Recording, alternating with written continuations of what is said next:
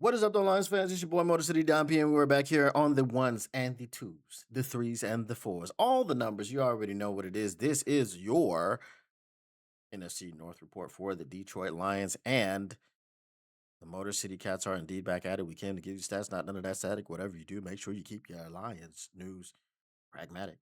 And also your NFC North news, but this is your Lions news from the NFC North report. So let's go ahead and get into it. We talking about week 6. We talking about the shamble. We talking about the scamble. We talking about the Dan Campbell. We talking about the brambles. We talking about the rambles. And I'm about to ramble. We talking about the gamble. Okay, and this was the preamble. Okay, all right, you already know what it is. You know what we do on this flow, on this show, boy. We flow, boy. All right. Anyway, the Detroit Lions took on the Kansas City Chiefs, the NFL, and the referees, and we lost. We did not win it, and we are no longer first in the NFC North. Why? Well, because they go based off of winning percentage, and even though the Green Bay Packers have 3 wins, 1 loss, and 1 tie, they have a better winning percentage than us for now. So they are indeed ahead in the North, but this is week 6. We're about to go into week 7, where we expect to bounce back. We already know that Dan Campbell came out and said, hey, yes, it was an NFL referee. It was an official that told me that the call came in from New York. It came in from on high. And I said this before. I said that the call came in from New York because during the broadcast, I believe Chris Collinsworth let it slip that it came in from New York, and they were reviewing that, and that's why they were having the conference. Well, if you didn't know that by now, that's illegal. So here's what might happen. Brian Branch, his suspension might get overturned, and they might just convert it to a very large fine, which he will pay, and the NFL might give it back to him on the back end. That's what the NFL would do if they were a league of integrity. However, they are not. So Brian Branch's suspension probably will be upheld, and he probably will not be available for Monday night against the Tampa Bay Buccaneers. But as we're here to talk about week 6, we're not really here to talk about week 7. What did we see from the Detroit Lions on Sunday night? Well, here's the thing. We saw a very dominant first drive where they ran it down the Kansas City Chiefs' throats, and they scored a touchdown. Touchdown got called back. And then we had to kick a field goal. So then everyone was like, "Oh, the wind was out of their sails. It was such a big turn of events, and we just couldn't get off the mat from." Well, actually, we got right up off the mat and drove it right back down and scored a touchdown again, and this time they couldn't overturn it. So now it was 10-6. So what happened for us to only score 7 more points in the game? And the Kansas City Chiefs to score 24 more points. Well, here's what happened. The Detroit Lions defense did not come back out on the field after halftime. The Detroit Lions offense didn't come back out on the field after halftime. The Detroit Lions did not play well enough to win. Whether the referees did something to us or not, whether the NFL did something to us or not, whether the fix was in or not, the Detroit Lions did not play well enough to win. Amon-Ra St. Brown had an uncharacteristic drop on 4th down. We had some other play calls which were questionable. Johnny Morton, please stop using Jameson Williams to just clear out defenses. We want to go deep shot. We want to go explosive. Well, you got to do some better scheming, bro. That's all.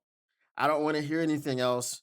I don't want to hear any more excuses. I don't believe that Jameson Williams needs to get 15 targets a game. But all I'm saying is if your philosophy is to go deep, you've got to scheme him open. He is not going to be left open by these defenses.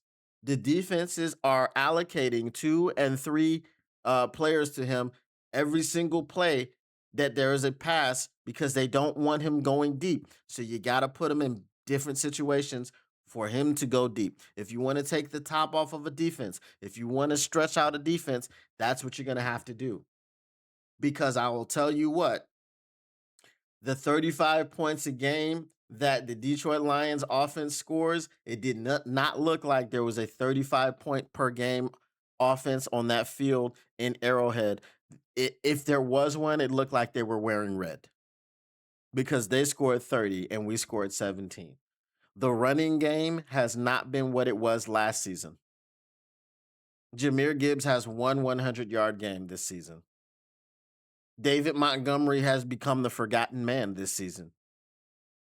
Last season, when Osama bin Johnson was here, and I don't wish for Osama bin Johnson to be back. Last season, the load pause was shared pretty damn near down the middle with David Montgomery and Jahmyr Gibbs. Jahmyr Gibbs, okay, up until David got hurt.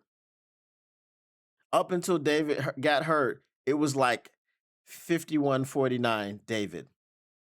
And then obviously when he got hurt and he missed the last few games of the season, Jahmyr stepped in, took over, took off. But now I feel, and I've said this before, and if you guys watch the offense, just watch it. Okay? Look at Bijan Robinson and look how the Falcons get him the football. He's the featured back, I understand. But Johnny Morton has turned Jahmyr Gibbs into the featured back. So if you're going to turn him into the featured back, you need to figure out how to get him the ball in space.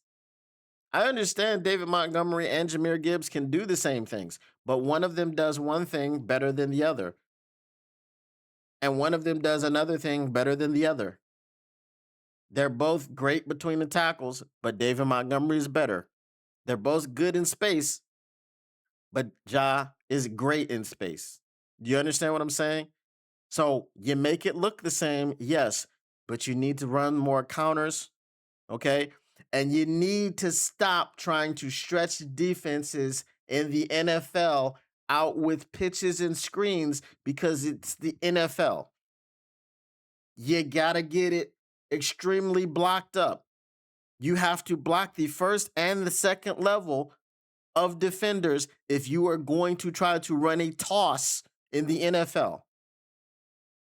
Because if you do not, if you let those linebackers come down and clog up those running lanes, guess what's going to happen? Jahmyr Gibbs is going to run to the sideline and out of bounds for a 1-yard gain, a 1-yard loss, or no gain at all. And then when you double down on screen left, screen right, and you just on screen left, you lost 2 yards, and then you go back screen right and feel like you're going to do something. Come on. We've got to not be doing that. Stop throwing these little smoke screens. They don't work, bro. They don't work. Like I saw one work for the first time this season. They don't work. Stop doing it. Please stop. So we've got to get a handle on this offense going down this stretch that we're going down. I need Johnny Morton to be more creative. Okay. I need him to be more focused on, if I'm going to get Jameson Williams the ball, I need scheme to get him the ball. I need to get him the ball short and let him run deep. Pause. Right? I need to get him the ball intermediate and let him run deep. It can't just be deep. If I'm going to get JMO involved, I mean, we're going to have to settle for the short and intermediate stuff until we can open up and take the top off. But Jameson Williams just running clear out routes, it doesn't make sense. I just don't think we're maximizing. No, I'm not being one of those people that says, well, he's got all this money. No. Maximize the offense, maximize the weapons. Because then when you get in a situation like Kansas City, where ball control all of a sudden doesn't work, then we're set up for failure because now we are not really rolling like we could be rolling. I understand the ball control approach. You want to keep the ball out of the hands of Patrick Mahomes, and that's fine. That's 100% awesome. Do that. But on the flip side, we need to do better with spreading this thing around. Dan Campbell shouldn't have to come out and say, "Yeah, I want to get Monty the ball. Like I want to get this thing divided up more evenly." Dan Campbell shouldn't have to do that. That's what we were doing last year, and that's what was working, right? We want to make sure that the same things that were working last year are working this year. Yes, our offensive line is not what it was last year. Great. Our offensive line is not what it was last year. So we can't start acting like the offensive line is the same as what it was last year. We got to make some adjustments. We got to do some things a little bit differently, not extremely differently. No wholesale changes. No firing anybody. None of that. We just got to do things a little bit differently, right? When Johnny Moe came in here, he said he wanted to be able to dictate to the defense what they were going to do. On Sunday night, it looked like the defense was dictating to us what was available and what was not. That's why we only scored 17 points. So the Kansas City Chiefs were not even the best defense that we played. The best defense we played were the Cleveland Browns. So we have to understand, man, just get this thing going. We got to get this thing going. The offense can't have games where we don't score 30, especially now that we're in this situation where after the bye, hopefully Terrion will be back. After the bye, hopefully DJ Reed will be back. On Monday night, hopefully Aleem McNeil will be back. After the bye, at some point, I'm not even gonna say that man's name. You already know what it is. Who cares? Okay. After the bye, at the end of November, right? Now the end of November, we're saying we're gonna look. That's what Dan Campbell was saying about that other guy, whose name I won't even mention, because I don't even count on him. He's like not even on the team to me. Okay, he's just not. He's not on the team to me. So, bring him back for the NFC Championship game in the Super Bowl because he only plays 2 games. Y'all know who I'm talking about. But the Detroit Lions will be fine. I have confidence that they will be fine. The sky is not falling. We are 4-2. We are barely out of first place in the NFC North.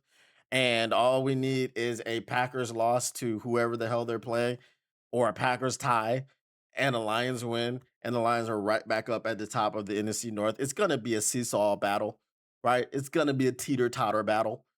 It's going to be that throughout the season with the Green Bay Packers, because the Green Bay Packers are a good team. Okay? I'm not going to sit up here and tell you that they're not. That's not what I do, because I lose credibility if I'm sitting up here telling you how these teams suck and this team sucks, that team sucks. Oh, the Lions are gonna run roughshod and we're gonna go 16-1. I don't do Packers math. We've already lost 2 games. We can't go undefeated. We can't go 16-1. We've lost 2 games already. It doesn't work that way. 16-1 is 17. 15-2 is 17. It's gotta amount to 17 games. So as I said, we'll be fine. But is on to Tampa Bay. It is a tough team, no matter if they have all their receiving weapons or not. But we need to secure a win so that we can keep pace in the NFC North. We don't need to go into the bye at 4-3. But if we do, guys, the sky is not falling. I just want you to remember that. All right, once again, the Motor City Cats are indeed back at it. We came to give you stats, none of that static, whatever you do. Make sure you keep your Lions news pragmatic. This has been the NFC North Report, week number 6, Detroit Lions edition. We are out. Peace. What up, though, Lions fans? It's your boy, Motor City Don P here. Listen, if you want to continue keeping your Lions news pragmatic, if you want to keep getting the stats and not none of that static, make sure you smash that like button. Make sure you subscribe. Make sure you share and let everybody know what's going on around here. And turn on your notifications, because how else would you know that we're up in here keeping your Lions news pragmatic? Appreciate you once again, and we are out. Peace.